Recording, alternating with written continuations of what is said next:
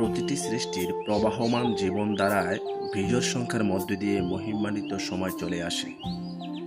আর সেই সর্বোত্তম সময় পেয়ে বরুণ সেজেছে স্বর্গীয় সাজে, যার শ্বাস প্রকৃতিকে দিয়েছে এক অন্য মাত্রার নৈসর্গিক সৌন্দর্য।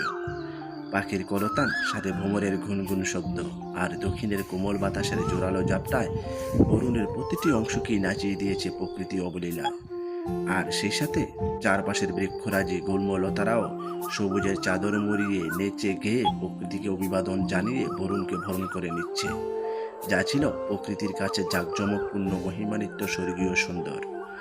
তাই বলি, আমি, আপনি, আপনারা সবাই মনের সৌন্দর্যকে দ্বিগুণ হারে বাড়িয়ে তুলি, নতুবা প্রকৃতির অসংখ্য সৌন্দর্যই আমাদের অপ্রকাশিত থেকে যাবে।